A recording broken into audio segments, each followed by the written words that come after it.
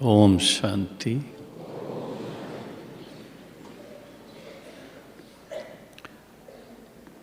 परम प्रिय अव्यक्त बाप दादा के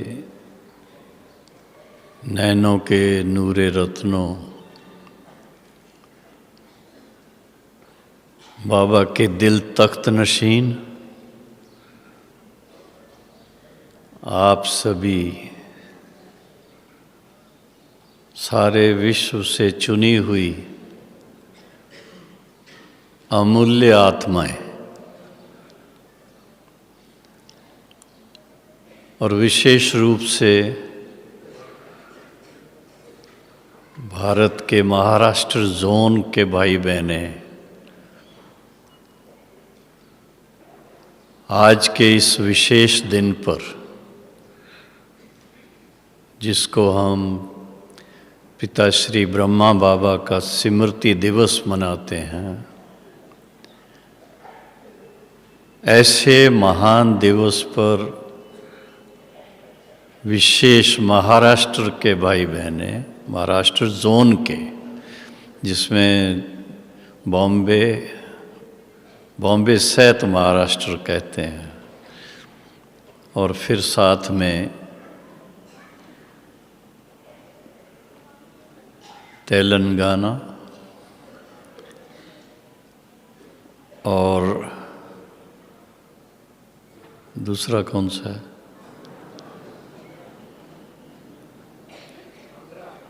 आंध्र प्रदेश, तेलंगाना और देश विदेश से खास स्मृति दिवस के कनेक्शन से पधारे हुए सभी बहनों भाइयों को स्मृति दिवस की बहुत बहुत शुभकामनाएं।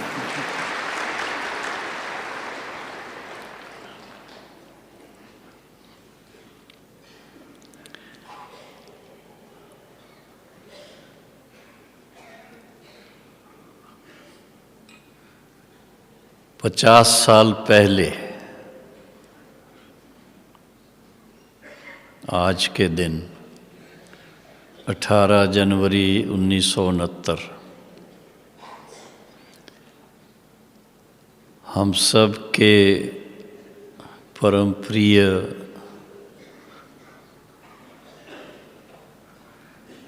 साकार ब्रह्मा बाबा अपनी संपूर्ण स्थिति को प्राप्त कर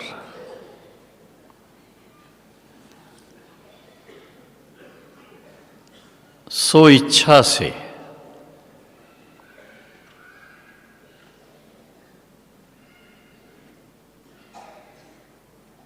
बैठे बैठे प्रकाशमणि दादी जी के हाथ में हाथ देकर यज्ञ की जवाबदारी साकार रूप में दादी जी के कंधों पर वो जिम्मेदारी रखकर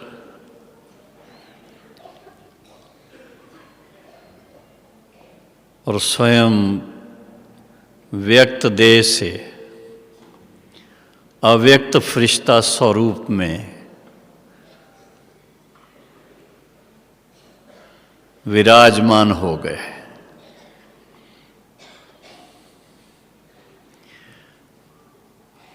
बड़ी एक विचित्र अलौकिक बात है ये।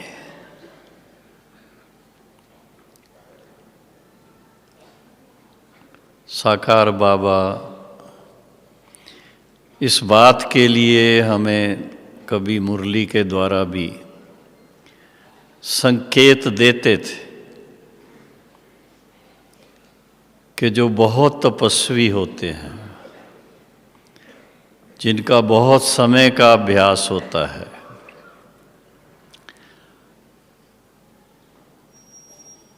वो 5 तत्वों की देह से न्यारे होते होते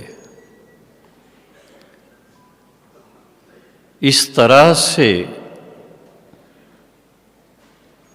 देश से अलग हो जाते हैं,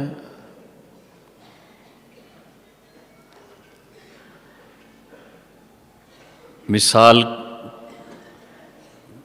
बहुत ऐसे तपस्वियों के, योगियों के बाबा सुनाते भी थे कि जब ऐसा होता है तो वायुमंडल में सन्नाटा हो जाता है।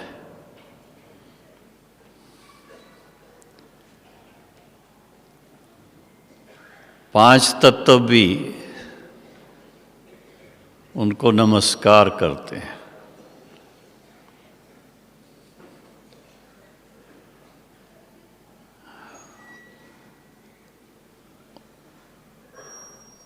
बाबा ने इस विशेष दिन का इंतज़ार आप सोचिए कितना किया होगा।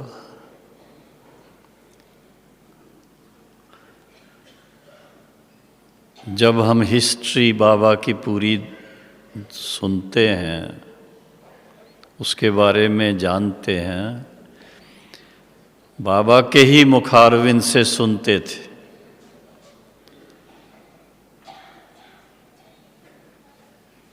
बचपन से एक तरफ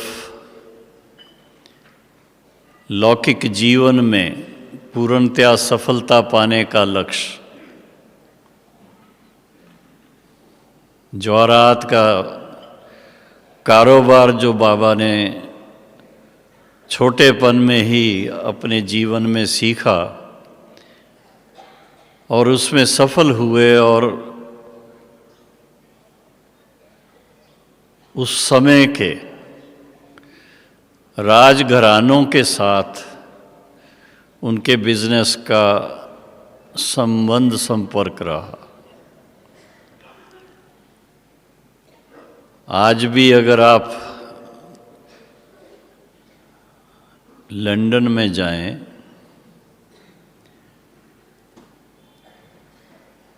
तो वहाँ बाबा के समय क्वीन एलिज़ाबेथ फर्स्ट को बाबा ने नेकलेस बना के दिया था। वो वहाँ पर जहाँ डायमंड्स रखते हैं वहाँ रखा हुआ है, जिसकी हिस्ट्री कभी कभी हमारी निर्मल शांता दादी बड़े प्यार से सुनाती थी। लेकिन आज का दिन विशेष इस बात को जानने का है कि बाबा ने एक तरफ अपने लौकिक जीवन में जो ऊंचाई पानी चाहिए, एक साधारण व्यक्ति होते हुए भी, लेकिन असाधारण स्थिति तक पहुंचे, धन धान्य संपन्न बने, लौकिक परिवार भी था, बाल बच्चे भी थे, सब कुछ था। लेकिन उसके साथ साथ बाबा ने अपना जीवन एक विशेष स्कॉलर के रूप में कहो, खोज में लगाया हुआ था। और वो खोज कौन सी थी? एक गुरु किया, उसकी सेवा की, दूसरा गुरु किया, उसकी सेवा की। इस तरह से 12 गुरु किए। किस लिए? ईश्वर अनुभूति करने के लिए, परमात्म मिलन मनाने के लिए, परमात्म साक्षात्कार करने के लिए। बहुत कम लोग ऐसे होते हैं जो अपने बिजनेस के अंदर, कारोबार के अंदर रहते हुए इस तरह की बात में ऐसी कोई रुचि रखते हो। हालांकि बाबा की जीवन कहानी आप पढ़ेंगे तो बाबा के जीवन में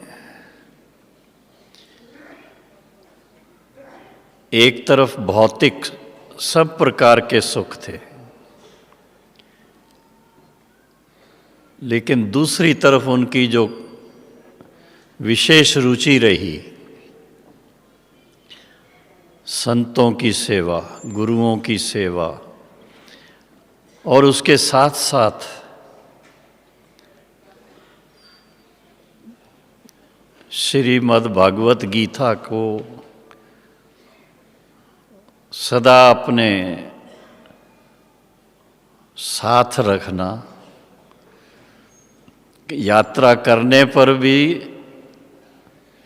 एक कॉपी उसकी साथ रहती थी, और जब तक गीता का पाठ ना करें तब तक ब्रेकफास्ट भी नहीं करते थे, नाश्ता नहीं करते थे। तो गीता का पाठ भी करना, इसके साथ साथ, क्योंकि वो हैदराबाद सिंध के रहने वाले थे, भले बिजनेस कलकत्ता में था, लेकिन हैदराबाद सिंध की जो रस्म व रिवाज उसके अनुसार गुरबाणी का पाठ करना, जो सिख धर्म का ग्रंथ है, अधिकतर सिंधी परिवारों में उनके घरों में भी गुरु ग्रंथ साहब रखते हैं, उसका भी पाठ करते थे। और ख़ासकर जब अखंड पाठ होता था तो उसमें बाबा खुद पाठी बन करके पाठ करने में उसमें भाग लेते थे, पार्टिसिपेट करते थे। ये सब करते हुए भी बाबा को अंदर की अपनी लगन जो थी,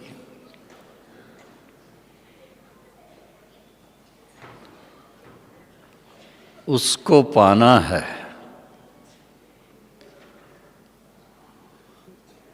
जिसके बारे में सभी उनकी महिमा करते हैं, सभी उनको मानते हैं, लेकिन शायद ही कोई जानता हो, और बाबा उसको जानना चाहते थे। सबको पता है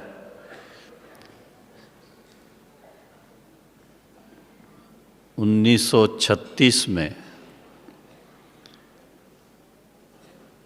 शिवरात्रि के टाइम पर बॉम्बे में उनके जो 12वें गुरु थे, उनका सत्संग चौपाटी के पास शिव बाबा का मंदिर है, वहाँ पर उनका विशेष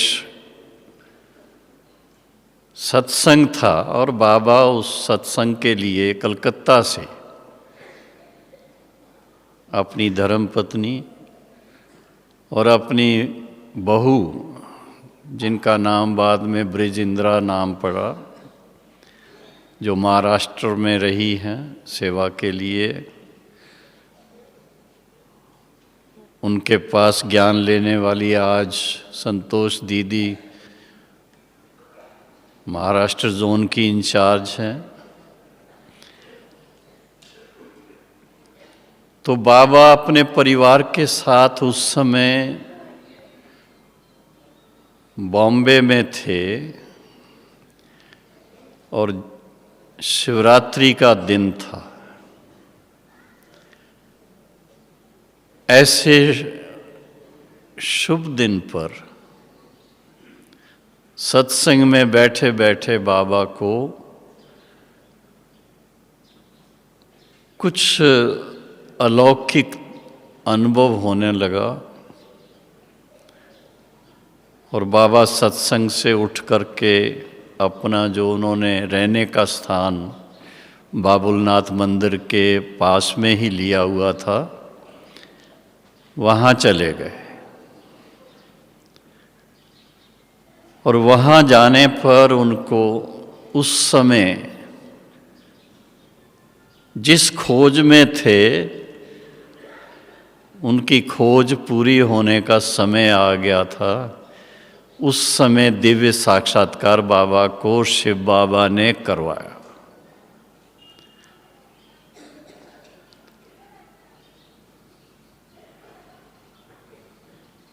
शिवोहम प्रकाश स्वरूपम शिवोहम शिवोहम, ज्ञान स्वरूपम शिवोहम शिवोहम। ऐसे बाबा को अपने स्वरूप का अनुभव बाबा ने कराने के लिए कुछ आवाज़ और उसके साथ उनको दिव्य साक्षात्कार कराया, वो लाइट का साक्षात्कार।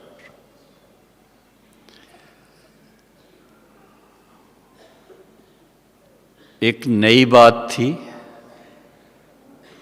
और उन्होंने सोचा शायद ये मेरे गुरुदेव के कारण, उनकी कृपा से मुझे ये साक्षात्कार हो रहा है। फिर से वापस सत्संग में जा कर के गुरु जी से नम्र निवेदन किया कि आपकी कृपा से आज मुझे ऐसा दिव्य अलौकिक साक्षात्कार हो रहा है, हुआ है। उनके गुरु जी बहुत उच्च कोटि के संत थे। उन्होंने कहा, नहीं, मेरी कृपा से नहीं, ये उसकी कृपा है। जिसका परिचय आपको मिला है वो स्वयं आपको अपना साक्षात्कार करा रहे हैं।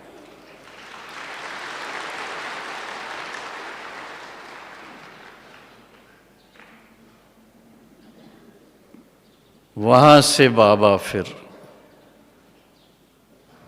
कुछ समय के लिए बनारस चले गए और बनारस में और साक्षात्कार करते रहे। और जब उनको अच्छी तरह से ये स्पष्ट हो गया कि उनके जीवन का जो लक्ष्य था वो पूरा हो रहा है, भगवान प्राप्ति हो रही है, पर उतने तक सीमित नहीं है। भगवान उनसे कुछ कराना चाहता है, उनके द्वारा कोई ऐसा कार्य कराना चाहता है जो अभी तक नहीं हुआ है।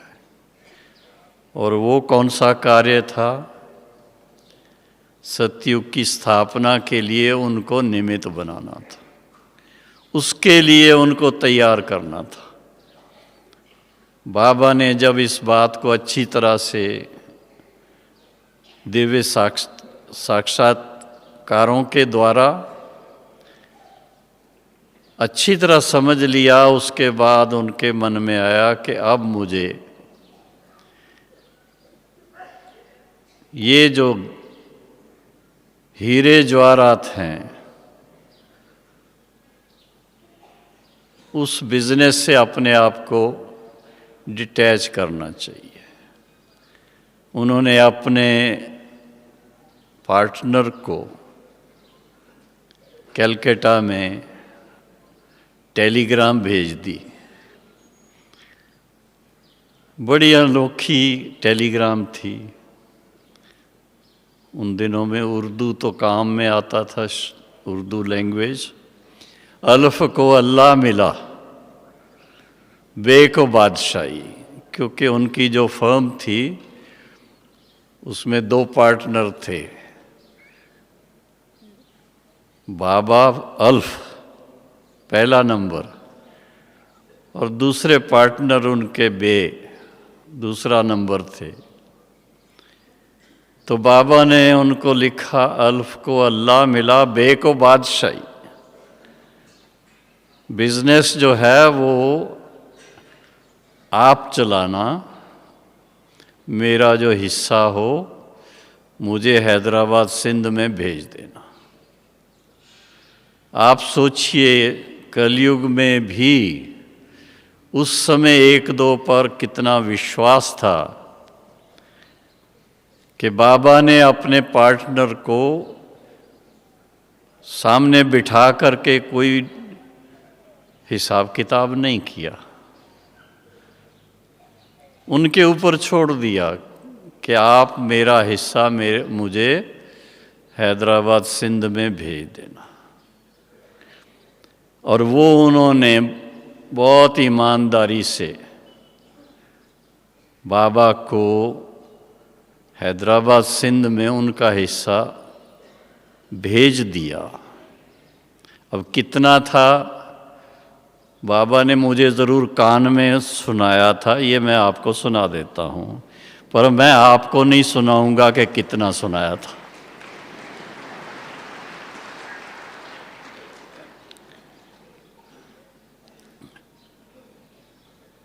अब आप आगे देखिए कि बाबा की सोच कैसी थी। बाबा खुद निमित्त बने, जो बिजनेस से उनको मिला वो सीड मनी बन गया उसका। और हैदराबाद सिंध में सत्संग के रूप में शुरुआत हुई, ओम मंडली के नाम से सभी जानते हैं।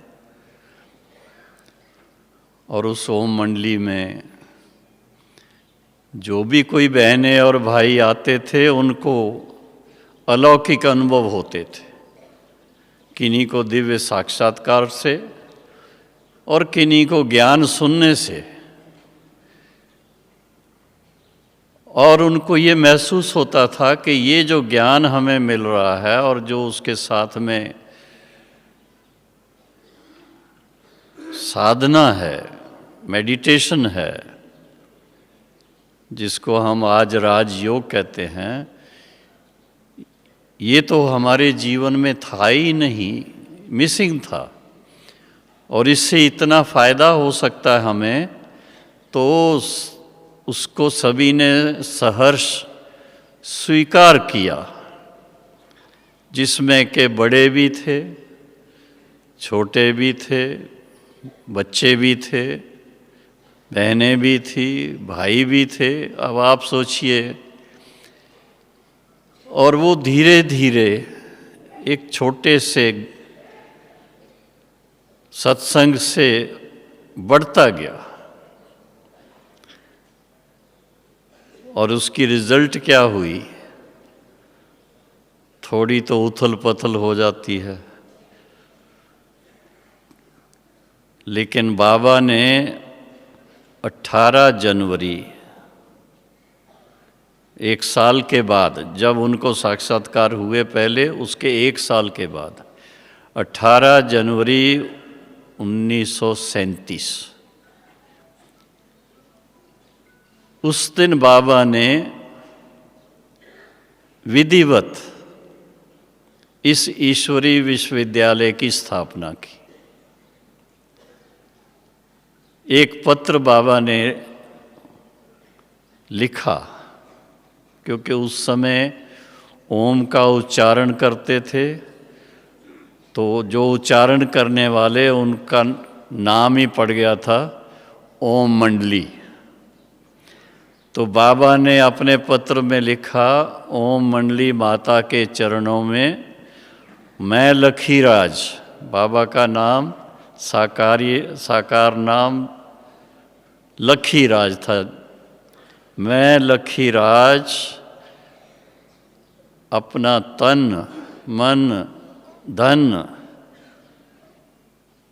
सर्व ओम मंडली माता के चरणों में अर्पित करता हूँ।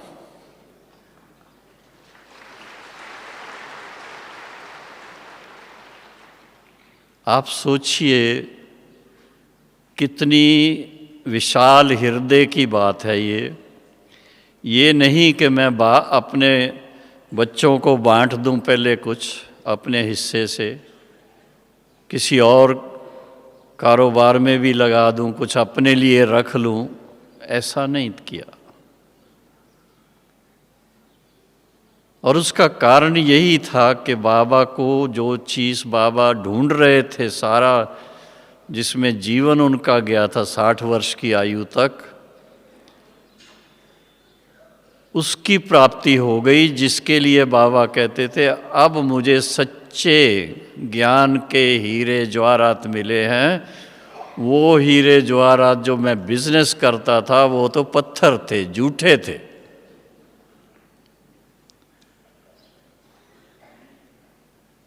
और उसके फलस्वरूप बाबा को चैतन हीरे, हाँ, मम्मा के जैसे, दादी प्रकाशमणि के जैसे, दीदी मनमोहिनी के जैसे, दादी जानकी के जैसे, दादी गुलजार के जैसे, दादी रतनमोहिनी के जैसे, विश्व किशोर दादा के जैसे, विश्व रतन दादा के जैसे, आनंद किशोर दादा के जैसे, चंद्रास दादा के जैसे, ऐसे ऐसे और भी बहुत सारे रतन सच्चे हीरे के रूप में मिल गए।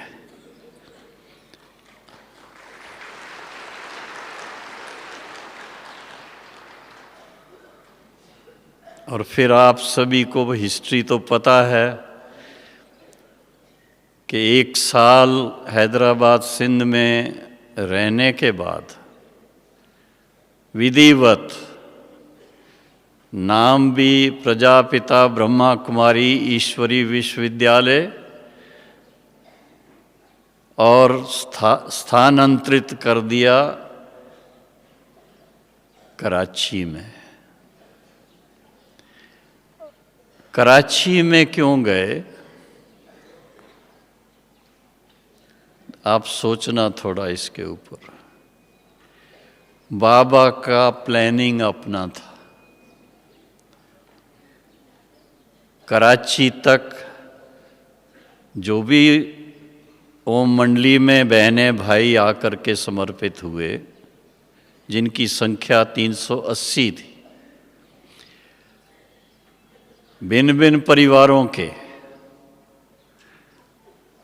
सबको उनके नाम रूप और उससे ऊपर ले जाने के लिए शिव बाबा की प्लान बड़ी सुंदर थी। बाबा को तो साक्षात्कार हुए ही, लेकिन फिर संदेशी के द्वारा बहनों को बाबा ने, कुछ भाइयों को भी ट्रांसमीडियम बनाया, जो ध्यान में जाएं, दिव्य साक्षात्कार करें और फिर वापस आकर के क्या देख करके आए, क्या अनुभव करके आए, उसके अनुसार सबको सजा करके प्रैक्टिकल में वो अनुभव कराना। और एक दिन ऐसा भी आया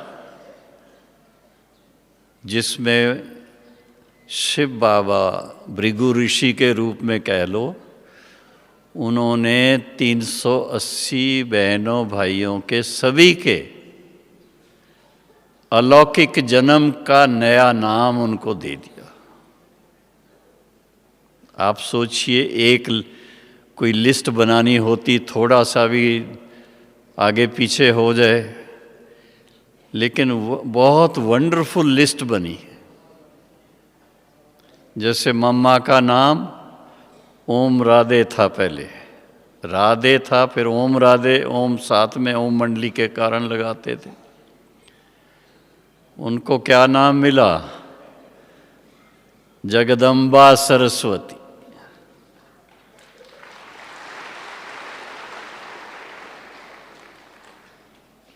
ब्रह्मा बाबा का नाम पहले क्या था? दादा लखीराज। उनको उनके कार्य के अनुसार क्या नाम बाबा ने दिया? शिव बाबा ने प्रजापिता ब्रह्मा।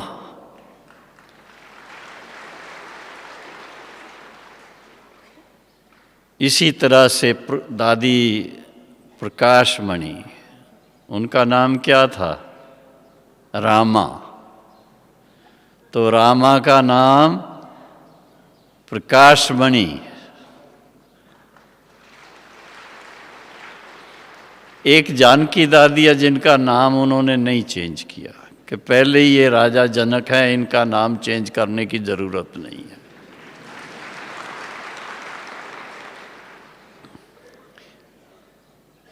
इसी तरह से अन्य बहनों के, बड़ी दादियों के, भाइयों के नाम परिवर्तन करने का भाव ये था कि जो पहले लौकिक जन्म से नाम रूप है उससे ये उपराम हो जाए। इनके दृष्टि में वो लौकिक भावनाएं जो हैं वो परिवर्तन हो जाएं। और अभ्यास भी बहुत बाबा ने कराया।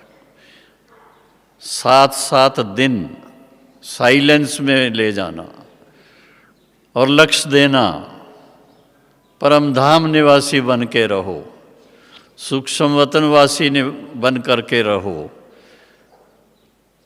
और उसी अनुसार भोजन भी सीमित, बहुत ज़्यादा भोजन नहीं, थोड़ा।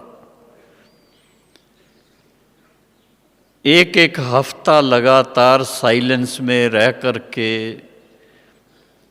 बहनों और भाइयों ने अच्छी तरह से शिव बाबा की समीपता का अनुभव, शिव बाबा के स्नेह का अनुभव, शिव बाबा की शक्ति का अनुभव, और उसके साथ में आने वाले नए स्वर्णिम युग की बहुत सारी बातों के अनुभव किए।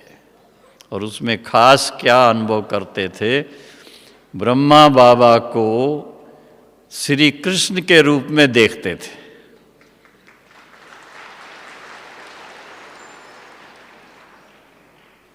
और उस समय की विशेष एक हंसी की बात है, ब्रह्मा बाबा तो 60 वर्ष से ऊपर थे,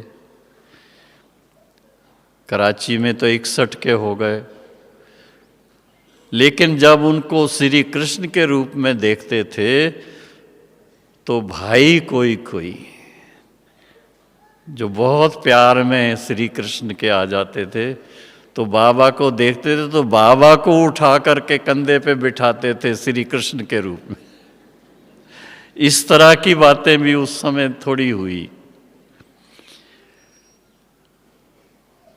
14 वर्ष, जिनमें 13 वर्ष हैदराबाद, सिंध और कराची में तपस्या की, नए नाम रूप से सारी बातें चली।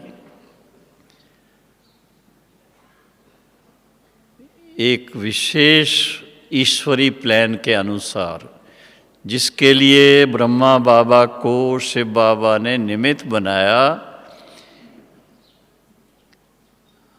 सभी जानते हैं। द्वापर युग से इस संसार में दिव्य गुणों की कमी हुई। माया मासी ने आकर अपना डेरा जमा लिया।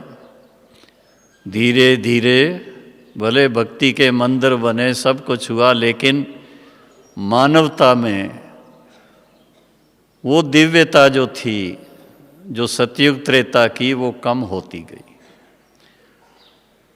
दूसरे धर्म स्थापक आए, कुछ उन्होंने मलम पट्टी की, कुछ बचाया, कुछ नई शुरुआत की, लेकिन सभी, चाहे पहला आदि सनातन देवी देवता धर्म, चाहे बाद के जितने भी धर्म स्थापन हुए, सभी अपनी सतो प्रधान, सतो रजो स्टेज पास करके जब तमो प्रधान तक पहुंच गए और मानवता के सामने कोई और ऐसा दूसरी कोई विशेष आत्मा आके करे वो नहीं रही, तो बाबा अपने वायदे अनुसार के जब धर्म गिलानी होती है तो मैं स्वयं अवतरित होता हूँ। आम मनुष्यों के तरह मैं माँ के गर्भ से जन्म नहीं लेता हूँ, मेरा अलौकिक जन्म होता है, जिसका विशेष शिवरात्रि पर हम लोग आह्वान करते हैं, पर जानते नहीं हैं कि वो कब आया था, कैसे आया था। वो फिर शिव बाबा ने बहुत अच्छी तरह स्पष्ट किया। कैसे किया? ब्रह्मा बाबा के द्वारा प्रवेशता से जो महावाक्य उच्चारण करने शुरू किए, जिसका नाम मीठी मीठी मुरली, सुनते हैं ना, रोज पढ़ते भी हैं, सुनते भी हैं। तो मुरली के द्वारा बाबा के महावाक्यों को स्पष्ट समझ में आने लगा कि वास्तव में ये ज्ञान देने वाला कोई ना तो बाबा ब्रह्मा है, ना कोई और संत महात्मा है। सृष्टि के आदि मध्य अंत का ज्ञान सिवाय पिता परमात्मा के कोई दे नहीं सकता।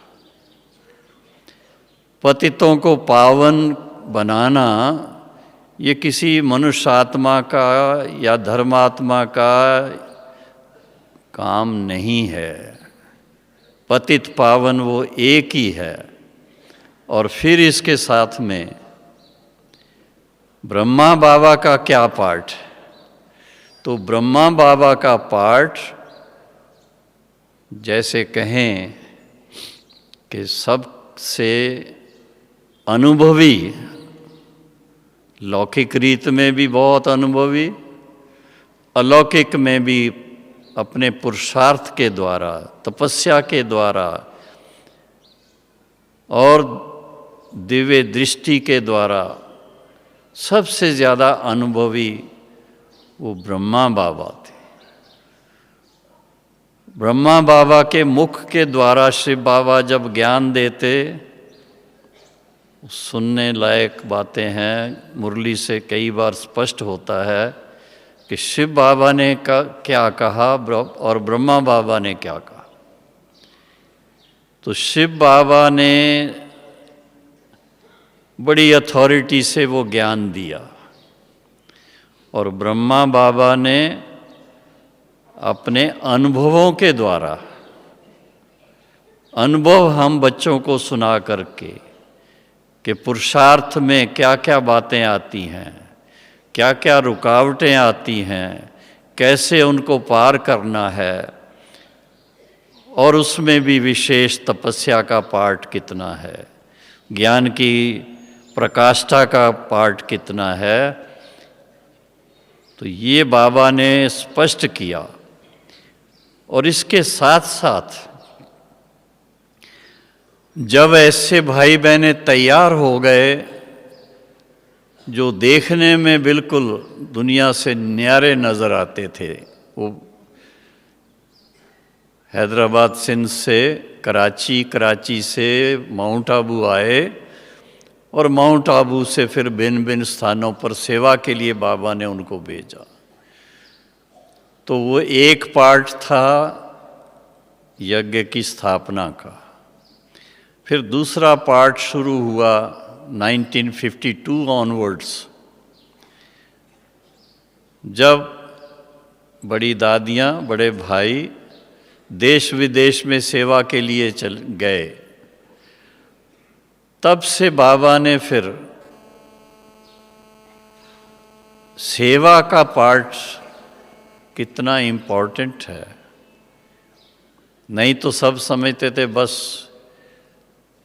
अब विनाश हुआ के हुआ, क्योंकि जब शुरुआत हुई थी तो उस समय ऐसा संदेश मिला था, अगली दिवाली नहीं देखेंगे।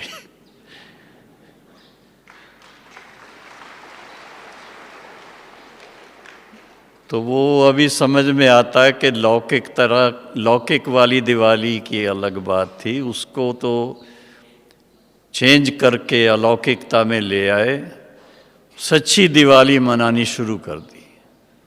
आत्मा के दीपक जला दिए, एक से एक और दीपक जलते गए। अब इसमें आप देखिए कि दूसरा पार्ट जो शुरू हुआ उसमें साकार बाबा का बहुत अहम पार्ट रहा। नए नए भाई बहने, जिनमें हमारे भ्राता जगदीश चंद्र जी, हमारे बृजमोहन भाई के पिताजी, इसके अलावा कानपुर के एक बाबूजी थे, रमेश भाई, उनकी माताजी, उनका परिवार, और भी कई भाई बहनें निकले। पंजाब की तरफ सीनियर जो बहनें, प्रेम बहन और दूसरी बहनें, वो सब उस समय निकली हैं। आप सोचिए, एक तरफ तो 14 साल की तपस्या करने वाली माताएं बहनें जो देखने से ही फरिश्ता नजर आती थीं, और दूसरी तरफ ड्रामा अनुसार जैसे बाबा ने शुरुआत की, ट्रस्ट बनाया तो माताओं बहनों का बनाया, और आज दिन तक वही है कि माता गुरु के बिना इस दुनिया का उद्धार नहीं हो सकता।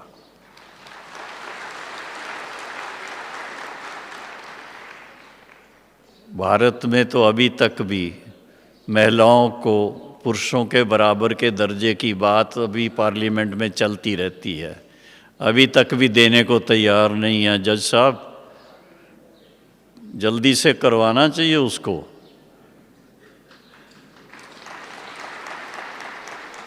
लेकिन बाबा ने देखो पहले से कि अगर हम भारत का उद्धार चाहते हैं, भारत का उत्थान चाहते हैं, भारत को फिर से दैवी, हाँ बाबा तो राजस्थान कहता था, लेकिन देवस्थान बनाना चाहते हैं, तो इसमें माताओं बहनों को उनका योग्य स्थान देना जरूरी है, और वो दिया बाबा ने।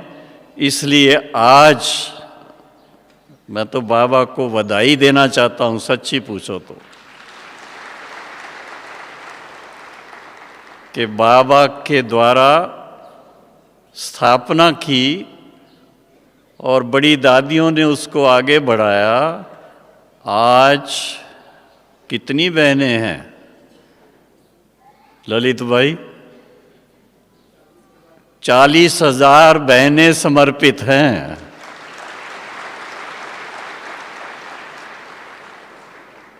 और 10,000 भाई समर्पित हैं।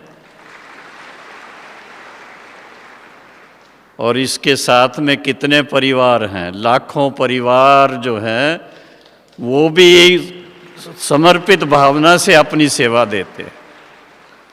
तो इतना सारा जो जिन बातों को बाबा ने पहले से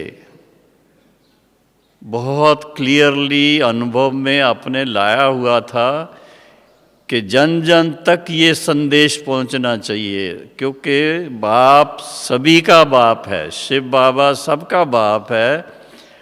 उसका दिया हुआ ज्ञान का वर्षा दिव्य गुणों का वर्षा सीमित नहीं रहना चाहिए, सब तक पहुंचना चाहिए। फिर जितना जो कोई अपने रुचि से, अपने अभ्यास से अधिक ले सके, वो हर एक के अपने अभ्यास के ऊपर है। तो आज देखिए बाबा की वो दृष्टि कहाँ तक ले गई सबको। भारत में कितने सेंटर हैं? अगर सब गीता पाठशालाओं को भी मिला लो, बड़े सेंटरों को भी और छोटे सेंटरों को भी, सब मिला करके कितने हो जाएंगे? 10,000 से कम नहीं होंगे। हैं? 30,000। भाई 30,000 सेवा स्थान भारत में है और 140 देशों में बाबा के बच्चे सेवा कर रहे हैं, शिव बाबा का झंडा लहरा रहे हैं। तो ये सोचने की बात है कि आप ब्रह्मा बाबा के पार्ट को, कई बार ऐसा कहते थे, भाई शिव बाबा को पहचानना तो बड़ा सहज है, ज्योति स्वरूप है और उनके ये गुण हैं, उनका ये कर्तव्य है, उनके साथ ये संबंध है। ब्रह्मा बाबा को पहचानना बड़ा मुश्किल था। लेकिन आज की डेट में हम समझ सकते हैं कि जो बाबा को उस समय साक्षात्कार हुए शुरू में, और बाद में भी मुरली के अंदर आप देखेंगे साकार मुरलियों में, कि आगे चल कर के विदेश से भी बच्चे बाबा के स्थान पर आएंगे, अपना वर्षा लेंगे। अब उस समय बाबा तो थे साकार में, लेकिन बहुत कम नाम मात्र भाई बहने विदेश से उस समय आए। लेकिन बाबा ने तो सब तरफ के बच्चों को आह्वान किया हुआ था। और उसके लिए आज का दिन विशेष, जब बाबा व्यक्त हुए थे, उस दिन गुलजार दादी के द्वारा पहली बार जब 21 जनवरी 1969 को पहली अव्यक्त मुरली चली थी, तो उसमें बाबा ने स्पष्ट किया था कि पहले तो साकार बाबा को अपने लिए टाइम देना पड़ता था शरीर को संभालने के लिए। अब सारा ही टाइम देश विदेश के बच्चों की सेवा के लिए होगा।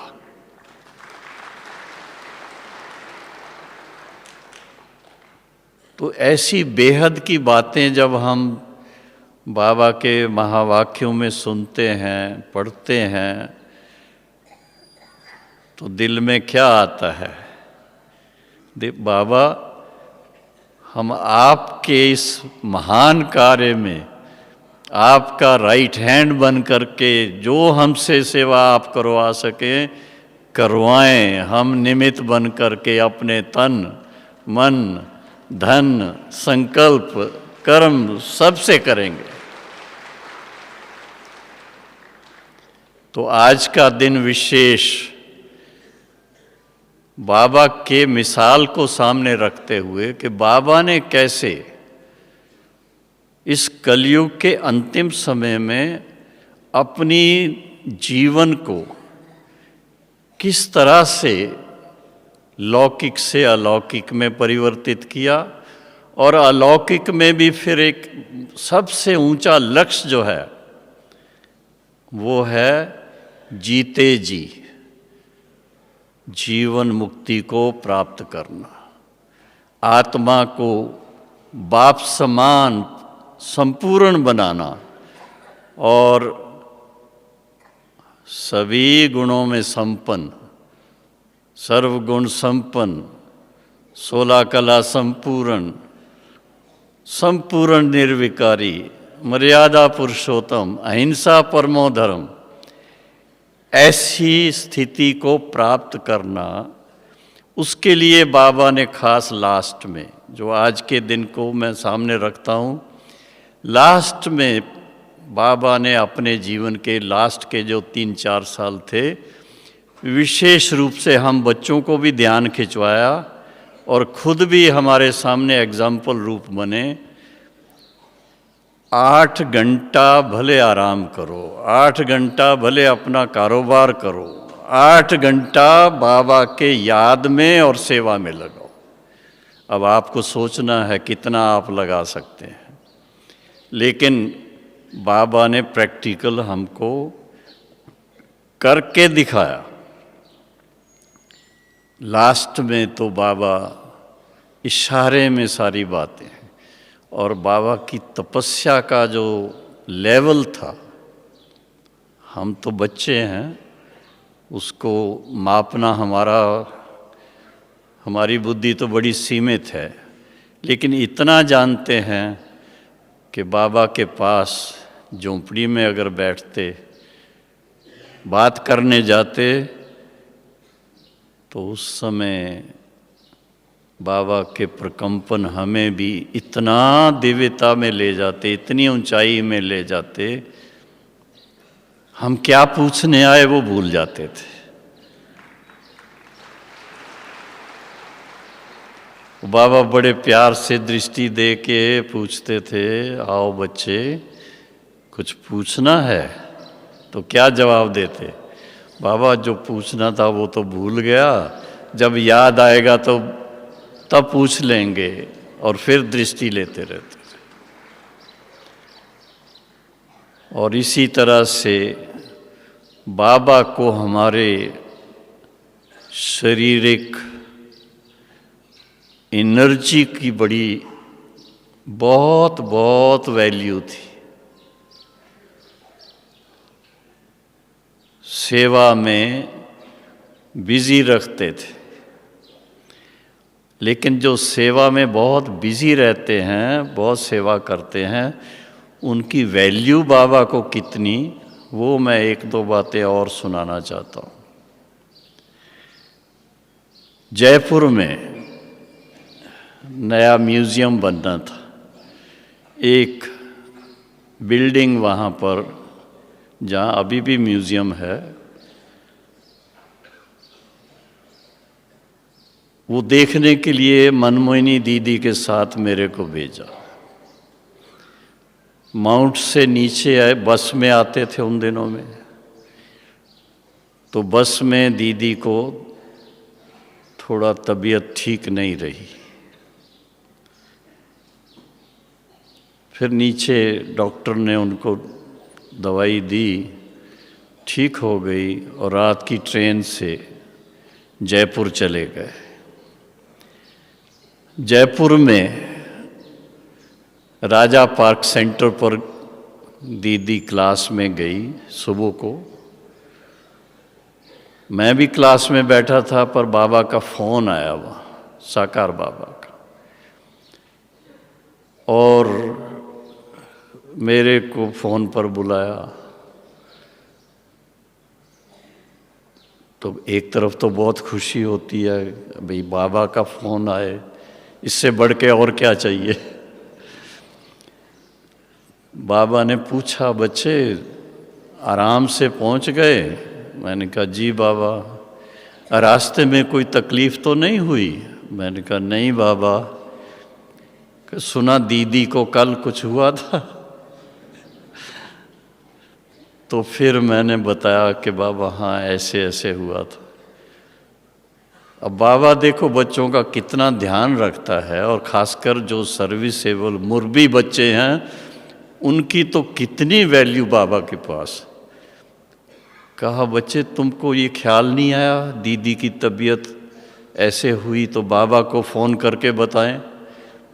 अब उन दिनों में तो आप जानते हो फ़ोन कैसे मिलते थे, लैंडलाइन होती थी, बुकिंग करो तो फ़ोन कर सको, और ना तो ख्याल में आया। सच्ची बात तो ये है, क्योंकि दीदी ठीक हो गई, आराम से चले गए थे। लेकिन बाबा की इतनी एक एक बच्चे की वैल्यू बाबा के दिल में, वो मैंने उस समय देखा कि सर्विसेबल बच्चों के लिए बाबा कितना प्यार से उनका ध्यान रखते हैं। इसी तरह से मेरा एक छोटा सा अनुभव मैं कई बार सुना चुका हूँ। अभी मैं सर्विस में था इंडियन नेवी में, मेरे नाक का ऑपरेशन हुआ था, हड्डी टेढ़ी थी, वो ठीक हुई। बॉम्बे में नेवी के अस्पताल में था और बाबा उस समय बॉम्बे आए, 1963 की बात है। बाबा से बहुत प्यार, तो बाबा को मैंने फ़ोन किया।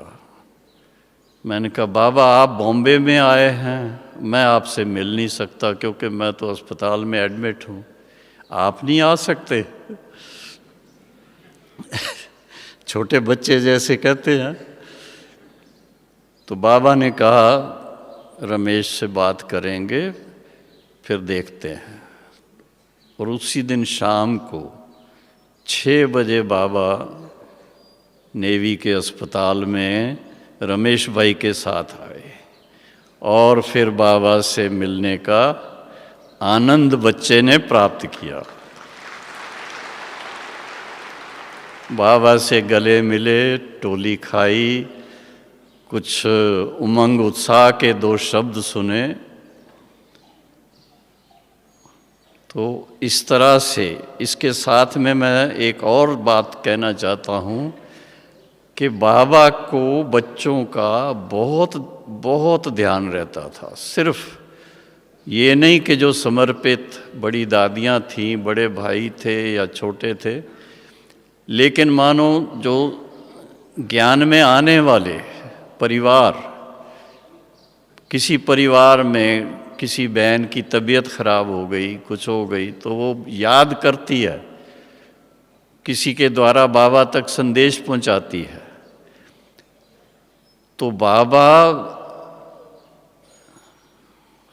इस ढंग से बड़े प्यार से उनके घर तक जाके मिलते थे। आप सोचिए, बॉम्बे, मुझे बॉम्बे का ही ज़्यादा पता है, बॉम्बे में एक माता जी, उनकी तबीयत ठीक नहीं थी, लेकिन ज्ञान में उसका बहुत बहुत रुचि थी उनकी, और बाबा से बड़ा प्यार था। तो बाबा को शील इंदिरा दादी ने बताया कि बाबा वो माता, वो गोपिका, उन दिनों में नाम ही देते थे माताओं को गोपिका, वो गोपिका आपको बहुत प्यार से याद कर रही है।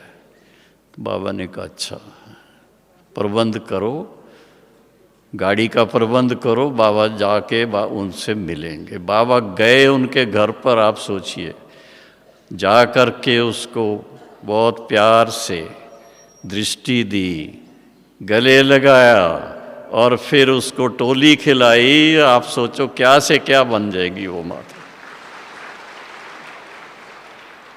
इसी तरह से हमारे एक भाई थे वहाँ बॉम्बे में ही, नरसिंह भाई नाम उसका, गामदेवी सेंटर पे जाते थे, बहुत सेवा करते थे।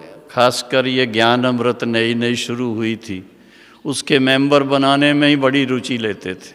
रोज़ के 10 मेंबर बनाने हैं उनको। उनको एक बार बड़ी उम्र थी,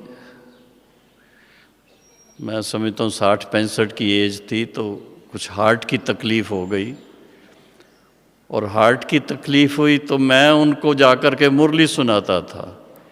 एक दिन जब बिल्कुल अच्छे हो गए तो कहा बाबा से मिलना है, और बाबा उस समय बॉम्बे में आए हुए थे। बाबा उस समय वार्डन रोड पे रहे थे, 1966-67 की बात है ये। और नरसिंह भाई को बाबा से मिलने के लिए मैं लेके गया साथ में उनकी कार में। बाबा 6th फ्लोर पर थे ऊपर, वहाँ से लिफ्ट से नीचे आ गए, कार में आकर के बैठ कर के नरसिंह भाई को गले लगाया बड़े प्यार से, और उनको वरदान दे दिया, बच्चे तुम बिल्कुल ठीक हो, तुमको कोई बीमारी नहीं है। और ये खुशखबरी आपको सुनाता हूँ कि वो उसके बाद वर्षों तक, मैं समझता हूँ 90 या 100 साल तक की उम्र तक वो बिल्कुल आराम से चले।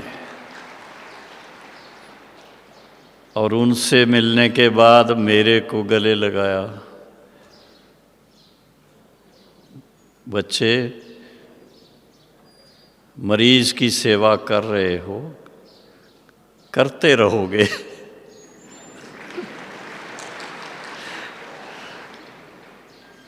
तो मैंने देखा कि बाबा के महावाक्यों में कितनी गहराई होती है, वो उसी समय हमारे समझ में नहीं आती है, लेकिन बाद में बहुत ऐसी सेवाओं का मौका भी मिलता रहा। लेकिन सबसे बड़ी बात जो बाबा हम बच्चों से एक्सपेक्ट करते, वो एक दो बातें जो विशेष हैं। एक तो बाबा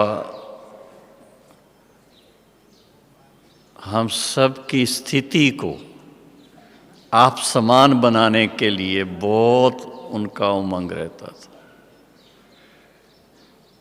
दृष्टि दे करके फट से ऐसा अनुभव करा देते थे और यही कहते थे, बच्चे आपको बाप समान बनना है। अब बाप समान कैसे बनेंगे हम? उसके लिए बाबा फिर बहुत युक्तियां बताते थे। 8 घंटा तपस्या करो, चार्ट लिखो, सर्विस में बिजी रहो, आपका एक एक संकल्प बहुत वैल्यूएबल है, उसको वेस्ट नहीं करना है। ऐसी ऐसी बातें थीं। तो साकार बाबा ने प्रैक्टिकल में अपनी जीवन गाथा से हम सब को ऐसा मार्गदर्शन दिया है, दुनिया में और कोई दे नहीं सकता। इसलिए हमारे भ्राता जगदीश चंद्र जी ने एक किताब लिखी थी,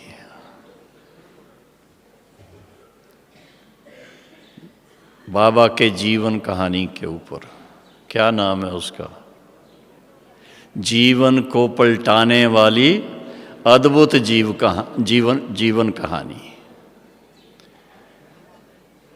तो आज हम सब उनकी अद्भुत जीवन कहानी को भी सामने ला रहे हैं और उसमें जो बाबा ने खुद करके दिखाया कि जीवन मुक्ति को प्राप्त करना, उससे पहले फरिश्ता स्वरूप को प्राप्त करना, प्रैक्टिकल में वो करके बाबा ने हम बच्चों के सामने मिसाल कायम किया, जिससे ये सिद्ध होता है अगर एक आत्मा ऐसा कर सकती है तो दूसरे भी कर सकते हैं। तो उसका तरीका क्या है? वो बाबा ने कहा, बच्चे फॉलो फादर। पहले फॉलो फादर एंड मदर भी कहते रहे, लास्ट में यही कहा फॉलो फादर। और उसके लिए कुछ धारणाएं बाबा ने लास्ट मुरली में सुनाई हुई हैं, आप सब ने पढ़ी होंगी, नहीं तो पढ़ लेना, जो 18 जनवरी शाम की मुरली की बातें हैं। लेकिन इतना ही कहेंगे कि पुरुषोत्तम संगम युग का जो रहा हुआ थोड़ा सा समय है, उसकी वैल्यू को हमें बहुत अच्छी तरह समझ करके एक एक सेकंड को सफल करना है, एक एक पाई को सफल करना है और एक एक अपने जो संबंध हैं उस संबंधों के द्वारा भी बाबा को प्रत्यक्ष करना है। ओम शांति।